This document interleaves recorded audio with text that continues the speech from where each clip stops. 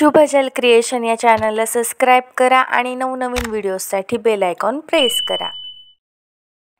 तर hi hello नमस्कार, मी काजल तुम्हा सर्वांचं पुन्हा एका नवीन व्हिडिओमध्ये अगदी मनापासून स्वागत करते।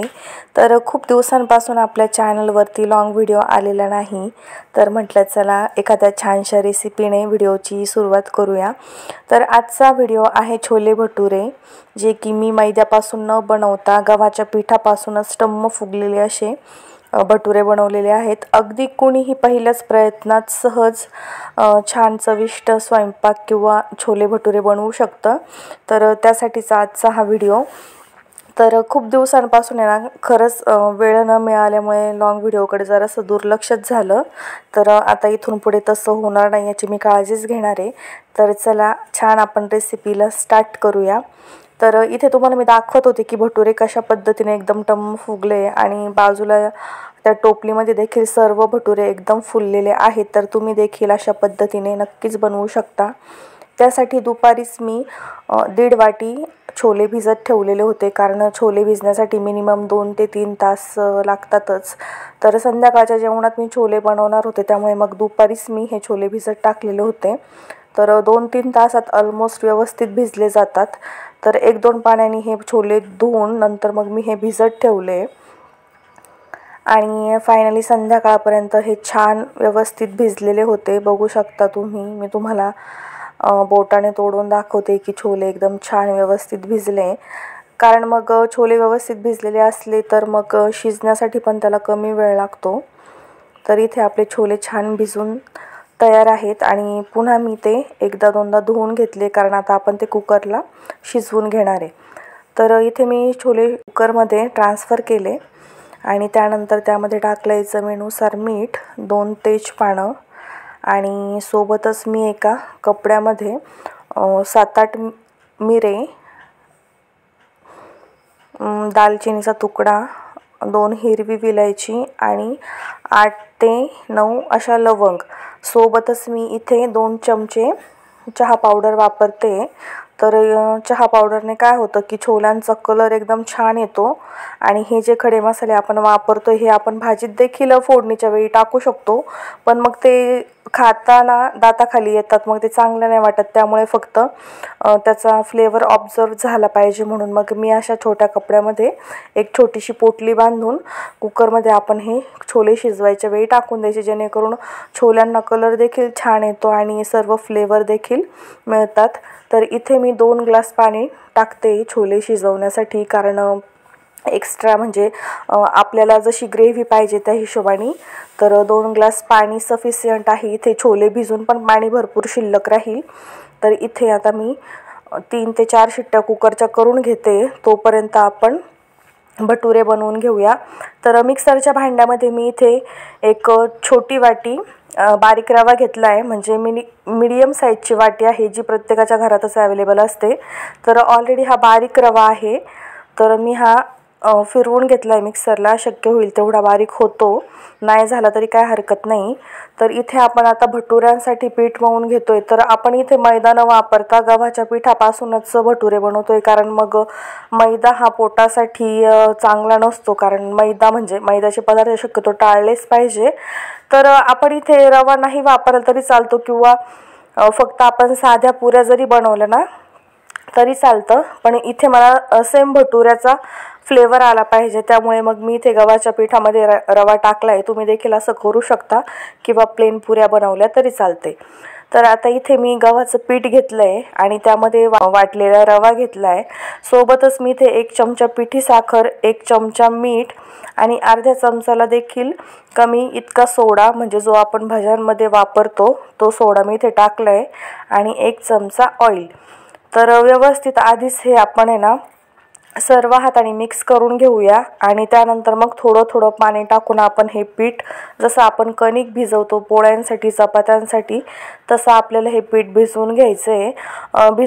भिजवताना पीठ जरासं सैलच मळायचं, कारण यामध्ये आपण रवा वापरलेला आहे आणि रवा नंतर फुगतो, त्यानंतर मग पीठ कडक होतो, त्यामुळे थोडंसं सैलसरच भिजवायचं, म्हणजे रवा फुगल्यानंतर देखील पीठ असं व्यवस्थित मऊ होतं। तर आपण हे 10 ते 15 मिनिटांसाठी रेस्ट करायला ठेवूया आणि तोपर्यंत आपण छोल्यासाठीचा मसाला रेडी करून घेऊ। तर मिक्सरच्या भांड्यामध्ये इथे लसूण, 2-3 हिरव्या मिरच्या, सोबतच आलं आणि मीडियम साईजचे 2 कांदे आणि मीडियम साईजचे 2 टमाटे याची आपण प्युरी बनवून घेणार आहे। तर पाणी वाटलंच तर हवं असलंच टाका, पण मी इथे प्युरी बनवण्यासाठी पाण्याचा वापर केलेला नव्हता। यातच सर्व हे ॲडजस्ट झालं आणि बारीक फाईन पेस्ट आपल्याला बनवून घ्यायची आणि इथे तोपर्यंत आपले छोले देखील शिजवून रेडी झाले। तर मी कुकरचं झाकण उघडलं आणि बघा छोल्यांचा कलर देखील सुरेख आला आहे आणि छोले आपल्याला हवे तसे परफेक्ट शिजले देखील आहे। आणि आपण जी पोटली बांधून यामध्ये टाकलेली होती त्यामुळे यामधल्या ज्या खड्या मसाल्यांचा स्मेल देखील ह्या छोल्यांमध्ये उतरतो। तर आता आपण फोडणी करून घेऊया। तर कढईमध्ये मी इथे तेल घेतले, तेलामध्ये जिरे मोहरीची फोडणी देऊया छान। जिरे मोहरीची फोडणी देऊन झाल्याच्या नंतर आपण जो दळलेला मसाला आहे तो यामध्ये आपण घालून घेतोय आणि तेल सेपरेट होईपर्यंत आपल्याला हे फ्राय करायचं आहे, जेणेकरून या मसाल्याचा जो कच्चेपणा आहे तो निघून जाईल आणि भाजीमध्ये कांद्याचा उग्रवास येणार नाही। त्यामुळे छान वेळ घेऊन हा मसाला किंवा हे वाटण व्यवस्थित तेल सेपरेट होईपर्यंत फ्राय करायचं आहे। नंतर यामध्ये आपण सुके मसाले घालू, ज्यामध्ये आहे हळद, सोबतच आहे 1 चमचा मिरची पावडर, 1 चमचा अंबारी कांदा लसूण मसाला आणि अर्धा चमचा मी इथे किचन किंग मसाला वापरला आहे एव्हरेस्टचा आणि 1 चमचा धने पावडर आणि सोबतच एव्हरेस्टचा फेमस छोले मसाला हे 10 वाला पॅकेट आहे, हे मी इथे पूर्ण वापरते। तर एवढ्या मसाल्यांमध्ये खूप छान भाजी अशी चवीला एकदम छान होईल। तर व्यवस्थित हे मसाले देखील आपण या वाटणासोबत व्यवस्थित फ्राय करून घेऊया थोडा वेळ आणि फ्राय झाल्याच्या नंतर मग आपले शिजवलेले छोले यामध्ये आपण ट्रान्सफर करून घेऊया। तर इथे मसाला आपला व्यवस्थित असा फ्राय झाला आहे आणि आता मी इथे छोले यामध्ये टाकून घेते। तर मी छोले शिजवताना अंदाजे पाणी वापरलेलं होतं, जेवढी मला ग्रेव्ही हवी आहे त्या हिशोबाने। त्यानंतर वरतून मी काय एक्स्ट्राचं पाणी वापरलेलं नव्हतं। एवढ्या म्हणजे छोले शिजवण्यासाठी जेवढं पाणी मी टाकलं आहे तेवढ्याच पाण्यामध्ये भाजी आपली तयार झाली आणि फक्त मिक्सरचं भांडं जरासं विसळून मी यामध्ये घातलं आहे। एक्स्ट्रा मी वरतून काही पाणी यामध्ये टाकलेलं नाही। तर यामध्ये आता आपण टाकूया चवीनुसार मीठ। ऑलरेडी आपण छोले शिजवताना सुद्धा मीठ वापरलेलं आहे, त्यामुळे जरासं कमीच टाकते मी आणि 5 ते 10 मिनिटं हाय फ्लेमवरती आपल्याला हे उकळून घ्यायचं आहे, कारण छोले ऑलरेडी शिजलेले आहेत। फक्त एक थोडीशी ग्रेव्ही घट्ट होण्यासाठी 5 ते 10 मिनिटं आपण याला फुल गॅसवरती उकळून घेऊया। आणि इथे बघा छान उकळी आल्यानंतर मी इथे कोथिंबीर टाकली आहे। तर आपली छोलेची भाजी बनवून रेडी आहे आणि त्यानंतर आता आपण बनवूया भटुरे। तर इथे आपलं पीठ देखील व्यवस्थित मुरलं आहे छान एकदम, बघू शकता तुम्ही। मी तुम्हाला दाखवते हाताने की किती सैल झालं आहे, म्हणजे मऊ झालं आहे, कारण मी मळतानीच व्यवस्थित पाण्याचा अंदाज घेऊन पीठ मळलेलं होतं। तर लगेचच याचे भटुरे लाटून घेऊया। त्याआधी इथे मी कढईमध्ये तेल गरम करायला ठेवते, जेणेकरून लगेच पुऱ्या लाटून आपण लगेच तळून घेऊया, कारण मग ते पुऱ्या लाटून ठेवला आणि नंतर एकाच वेळी सर्व तळायचं म्हटलं तर ते व्यवस्थित फ्राय होत नाही। त्यामुळे मग आपण एक पुरी लाटून लगेच फ्राय करून घेऊया। तर इथे मीडियम साईजचा एक गोळा घेतला आणि व्यवस्थित हलक्या हाताने पुरी लाटून घेते। तुम्हाला जेवढी मोठी किंवा छोटी हवी असेल तेवढी लाटा, जास्त पातळ लाटायची नाही किंवा जास्त जाडही ठेवायची नाही, जेणेकरून ती कडकही व्हायला नको आणि कच्ची राहायला नको। अशी मीडियम साईजची पुरी लाटून घ्यायची। मी तुम्हाला जरासं जवळून दाखवते की आता जाडी किती ठेवायची आहे पुरीची, एकदम नॉर्मली, की पुरी भाजली पण गेली पाहिजे व्यवस्थित आणि कच्ची पण राहिली नाही पाहिजे अशा हिशोबाने। तर एक करून सर्व पुऱ्या मी इथे लाटून घेतल्या होत्या आणि सोबतच तळून देखील घेते। तर इथे आपण आता भटुरा तळून घेतोय। तर व्यवस्थित अशी टम्म आपली पुरी फुगलेली आहे आणि व्यवस्थित मीडियम टू हाय फ्लेमवरती छानपैकी दोन्ही साईडने अलटी पलटी करून पुरी व्यवस्थित फ्राय करून घ्यायची आहे।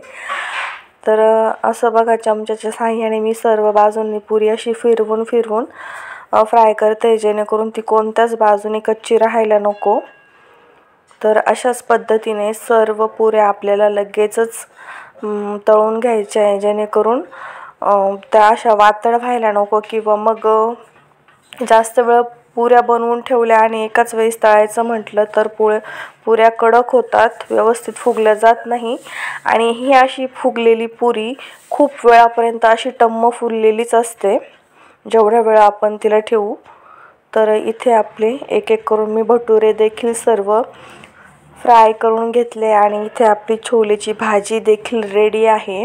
तर एकदम मस्त चमचमीत अशी छोले भटुरेची रेसिपी आज आपण बनवली आहे।